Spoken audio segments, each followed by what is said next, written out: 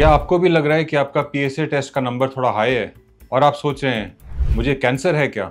Hello friends, मैं हूं doctor Ashish Sarwal, urologist और men's health expert, New Delhi, India से। आज हम बात करेंगे पीएसए टेस्ट के बारे में। ये टेस्ट होता क्या है, नंबर्स का क्या मतलब है, कब टेंशन लेनी चाहिए और कब बिल्कुल टेंशन नहीं लेनी चाहिए। पीएसए यानी प्रोस्टेट स्पेसिफिक एंटीजन, ये एक प्रोटीन होती है जो आपका प्रोस्टेट ग्लैंड बनाता है। प्रोस्टेट एक छोटी सी ग्लैंड होती है जो सिर्फ मेल्स में होती है और सीमन बनाने में मदद करती है।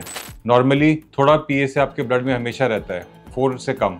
लेकिन जब प्रोस्टेट में कोई प्रॉब्लम होए, जैसे कि इन्फेक्शन, इन्फ्लेमेशन, एनलार्जमेंट या कभी कभी कैंसर, तो पीएसए बढ़ सकता है। तो पीएसए टेस्ट एक सिंपल ब्लड टेस्ट है जिससे हम ये समझ सकते हैं कि आपको ब्लड में पीएसए का लेवल कितना है।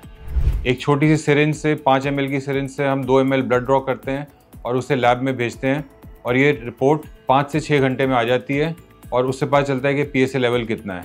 इस टेस्ट का मेन पर्पस है early detection of prostate cancer, क्योंकि प्रोस्टेट कैंसर दुनिया में मेल्स में सबसे कॉमन कैंसर है और सबसे इम्पॉर्टेंट पॉइंट है, अगर ये टाइम पे डायग्नोस हुए तो 100% क्योरेबल है। प्रॉब्लम यह है कि अर्ली स्टेज में कैंसर में कोई सिम्टम्स नहीं होते, ना पेन, ना यूरिन प्रॉब्लम, ना और कोई सिम्टम्स। तो इसलिए हमें पीएसए टेस्ट करना चाहिए चाहे कोई सिम्टम्स भी ना होए। और अगर पीएसए हाई होए तो आपको समझना चाहिए कि कुछ प्रॉब्लम है और उसका आगे कुछ करना चाहिए। लेकिन एक बात याद रखनी चाहिए, पीएसए टेस्ट कैंसर कंफर्म नहीं करती, ये सिर्फ एक सिग्नल देती है। पीएसए हाई होने का मतलब हर बार कैंसर नहीं होता। अब सबसे ज़्यादा कन्फ्यूजन ये है कि नॉर्मल पीएसए कितना होता है। लोग सोचते हैं कि एक फिक्स नंबर है, लेकिन ऐसा नहीं है। पीएसए लेवल एज के साथ बढ़ता है। 40 to 49 ईयर्स में नॉर्मल रेंज 0 to 2.5 है, 50 to 59 ईयर्स में 0 to 3.5 है, 60 to 69 ईयर्स में 0 to 4.5 है और 70 से ऊपर 0 to 6.5 रेंज होती है। तो अगर आप 65 ईयर्स के हो और आपका पीएसए 4.5 है तो ये बिल्कुल नॉर्मल होता है। लेकिन अगर कोई 45 ईयर्स का है और उसका पीएसए 4.5 है तो उसे अपना इवैल्यूएशन ज़रूरी है। पीएसए एक स्पेक्ट्रम है, ये सिर्फ एक नंबर ही नहीं है। वही 4.5 जो एक 65 की एज में नॉर्मल था, एक 45 की एज में 4.5 एक रिस्की मार्क है जिसको आगे इवैल्यूएट करना चाहिए, क्योंकि ये कैंसर भी हो सकता है। अब मैं बताता हूँ पीएसए बढ़ने के कॉमन रीजंस। सबसे पहला रीज़न है बिनाइन प्रोस्टेटिक हाइपरप्लेशिया, यानी प्रोस्टेट का नेचुरल एनलार्जमेंट। जैसे जैसे एज बढ़ती है प्रोस्टेट का साइज बढ़ता है, जिससे पीएसए भी थोड़ा थोड़ा बढ़ जाता है। दूसरा होता है प्रोस्टेटाइटिस, यानी प्रोस्टेट में इन्फेक्शन या इन्फ्लेमेशन। बैक्टीरियल इन्फेक्शन से पीएसए टेम्परेली हाई हो सकता है। तीसरा रीजन होता है रिसेंट इजैकुलेशन। अगर टेस्ट से 1-2 दिन पहले सेक्स हुआ है तो पीएसए थोड़ा बढ़ सकता है। चौथा, अगर रिसेंट बाइक राइड, साइकिलिंग या हैवी एक्सरसाइज की हुए उसके प्रेशर से भी पीएसए थोड़ा बढ़ सकता है। पांचवा, अगर आपको यूरिन इन्फेक्शन है या कैथेटर लगा हुआ है तो उससे भी पीएसए हाई हो सकता है। और छठा, प्रोस्टेट एग्जामिनेशन। अगर आपका रेक्टल एग्जामिनेशन यूरोलॉजिस्ट ने किया और उसके इमीडिएटली बाद आप पीएसए टेस्ट कराओ तो उससे भी थोड़ा हाई हो सकता है। तो अगर आपका पीएसए टेस्ट हाई आया है तो पहला रिएक्शन पैनिक नहीं होना चाहिए, आपको टेस्ट रिपीट करना चाहिए। 2-3 हफ्ते बाद सारी प्रिकॉशंस लेके आपको पीएसए टेस्ट रिपीट करना चाहिए। बहुत बार एक बार का पीएसए हाई होना सिर्फ एक टेम्परेरी होता है। जब रिपीट पीएसए करते हैं तो नंबर्स नॉर्मल हो जाते हैं। टेस्ट करते वक्त कुछ चीज़ें ध्यान रखनी चाहिए। टेस्ट से 1-2 दिन पहले सेक्स अवॉइड करें, साइकिलिंग, हेवी एक्सरसाइज मत करें। अगर यूरिन इन्फेक्शन है तो उससे पहले ट्रीट करें और उसके बाद ही टेस्ट करें। ये छोटी छोटी बातें याद रखनी चाहिए और ये सब प्रिकॉशन लेने से आपका टेस्ट एक्यूरेट आएगा।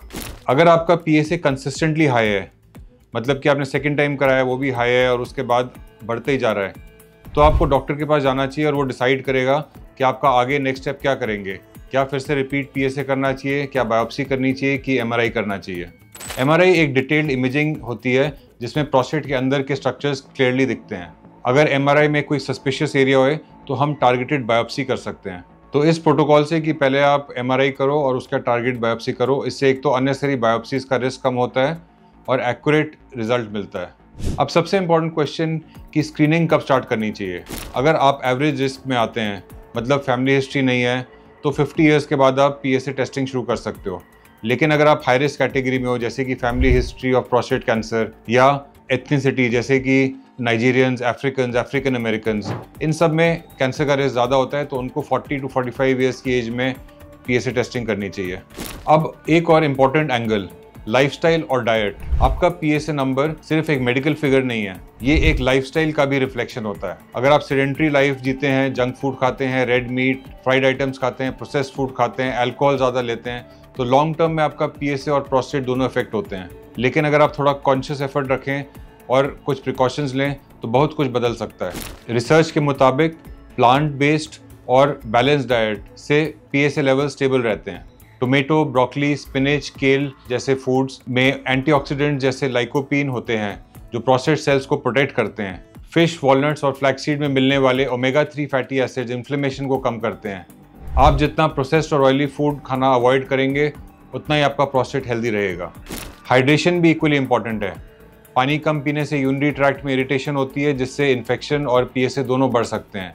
कॉफ़ी और अल्कोहल का ओवर यूज अवॉइड करें क्योंकि ये ब्लैडर और प्रोस्टेट दोनों को इरिटेट करते हैं। एक्सरसाइज भी एक नेचुरल मेडिसिन है। रोज के 30 मिनट ब्रिस्क वॉकिंग, स्विमिंग या योगा से आपका ब्लड फ्लो इंप्रूव होता है, हार्मोन्स रेगुलेट होते हैं। वेट कंट्रोल भी इंपॉर्टेंट है। ओबेसिटी से प्रोस्टेट प्रॉब्लम्स का रिस्क बढ़ता है। स्ट्रेस मैनेजमेंट भी पीएसए पर इनडायरेक्टली अफेक्ट करता है। क्रोनिक स्ट्रेस से कॉर्टिसोल हार्मोन बढ़ता है जो इन्फ्लेमेशन और हार्मोनल इम्बैलेंस करता है। मेडिटेशन, डीप ब्रीदिंग, म्यूजिक सुनना या फैमिली के साथ टाइम स्पेंड करना, ये सब चीज़ों से पीएसए इनडायरेक्टली बैलेंस रहता है। स्लीप भी एक अंडररेटेड मेडिसिन है। जो लोग 6 घंटे से कम सोते हैं उनमें पीएसए और इन्फ्लेमेशन दोनों ही हाई पाए जाते हैं। सो अपने बॉडी को रेस्ट दीजिए, ये लग्जरी नहीं एक नेसेसिटी है। अगर आप रेगुलरली अपना पीएसए टेस्ट करें, अपनी डाइट को और स्लीप पैटर्न को ट्रैक करते रहें तो आप सिर्फ अपने नंबर्स को ही नहीं देख रहे बट अपने प्रोस्टेट की हेल्थ की स्टोरी समझ रहे हैं। ये एक लाइफ लॉन्ग हैबिट है, ये एक कमिटमेंट है टुवर्ड्स अवेयरनेस। जब आप हर साल अपना पीएसए ट्रेंड मॉनिटर करते हो, बैलेंस डाइट फॉलो करते हो, 7 से 8 घंटे क्वालिटी स्लीप लेते हो, तब आप अपने प्रोस्टेट को अननेसेसरी स्ट्रेस होने से बचाते हो। ऐसे स्मॉल बट कंसिस्टेंट स्टेप्स से आप प्रोस्टेट इन्फ्लेमेशन, हार्मोनल इम्बैलेंस और अननेसेसरी एंजाइटी इन सब से बचे रहते हो। प्रोस्टेट हेल्थ कोई एक टेस्ट का रिजल्ट नहीं होती है, ये एक लाइफस्टाइल पैटर्न होता है जो टाइम के साथ नर्चर होता है। और जब आप अपने हेल्थ के साथ इतना प्रोएक्टिव रिलेशनशिप बनाते हो तो आपकी बॉडी भी आपको रिवॉर्ड करती है लॉन्ग टर्म वाइटैलिटी, एनर्जी और पीस ऑफ माइंड के फॉर्म में। मैं एक सिंपल एग्जांपल देता हूँ। एक 55 ईयर्स के पेशेंट आए मेरे पास। उनका पीएसए 5.2 था। वो बहुत परेशान थे, घबराए हुए थे। मैंने उनसे कहा घबराने की कोई बात नहीं है, आप एक बारी टेस्ट 2 हफ्ते बाद फिर रिपीट करना।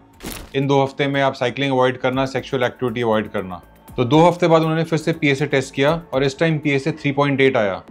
मतलब इशू कैंसर का नहीं था, ये एक टेम्परेरी स्पाइक था। स्ट्रेस में और सेक्सुअल एक्टिविटी के बाद पीएसए बढ़ जाता है और कभी कभी पीएसए नॉर्मल होने के बावजूद भी कैंसर हो सकता है। इसलिए डॉक्टर हमेशा पीएसए टेस्ट के साथ डीआरई, एमआरआई और हिस्ट्री सबको मिला के देखते हैं। ये टेस्ट एक क्लू है, फाइनल आंसर नहीं है। आज टेक्नोलॉजी के थ्रू हम पीएसए, एमआरआई और एआई बेस्ड रिपोर्ट से हाई एक्यूरेसी से प्रिडिक्ट कर सकते हैं कि किस पेशेंट को क्लोज मॉनिटरिंग चाहिए और किस पेशेंट को एक्टिव ट्रीटमेंट चाहिए। मैं जानता हूं कि जब रिपोर्ट में हाई पीएसए लिखा होता है तो दिमाग में सिर्फ एक ही शब्द आता है, कैंसर। लेकिन सच ये है कि 100 में से 70 लोगों में पीएसए बढ़ने का रीज़न कैंसर नहीं होता। कहीं इन्फेक्शन, कहीं एक्सरसाइज, कहीं हार्मोनल चेंज और कहीं बस एज और प्रोस्टेट एनलार्जमेंट ही पीएसए बढ़ने के कारण होते हैं। इसलिए पीएसए टेस्ट से डरना नहीं चाहिए बल्कि टेस्ट डिले करने से डरना चाहिए। अर्ली डिटेक्शन से लाइफ बचा सकते हैं। अगर आप अपनी 40s या 50s में हैं तो एक बार पीएसए टेस्ट ज़रूर करिए।